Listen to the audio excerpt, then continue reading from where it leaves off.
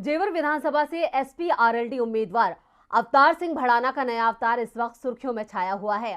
भड़ाना कभी चुनाव लड़ने से इनकार करते हैं तो कभी हुंकार भरते हैं। भड़ाना के बदलते तेवरों से उनके समर्थक भी हैरान हैं।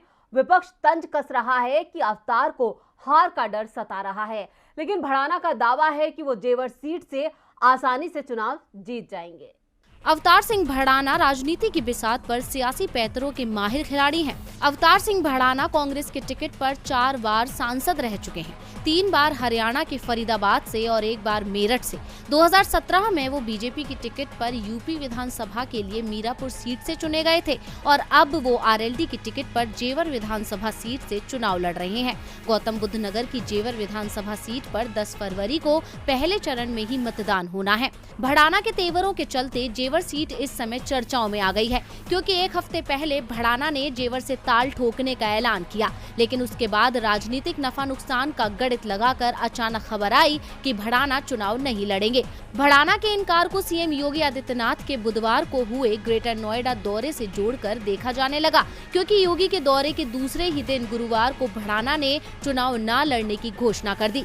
इसके पीछे भड़ाना ने जो वजह बनाई वो खुद के कोरोना संक्रमित होने की थी, जिससे अटकलों का बाजार गर्म हो गया और शाम गहराने के साथ ही भड़ाना ने अचानक यू टर्न ले लिया। उन्होंने ट्वीट कर बताया कि आरटीपीसीआर रिपोर्ट में कोरोना नहीं निकला, अब वो चुनाव लड़ेंगे और जीतेंगे भी। अवतार सिंह भड़ाना ने कांग्रेस छोड़कर 12 जनवरी को आरएलडी ज्वाइन की थी। अगले ही दिन भड़ाना को जेवर से सपा आरएलडी का संयुक्त प्रत्याशी घोषित किया गया था। 17 जनवरी को भड़ाना ने नामांकन किया था। इसके तीसरे दिन ही उन्होंने चुनाव न लड़ने की घोषणा कर दी।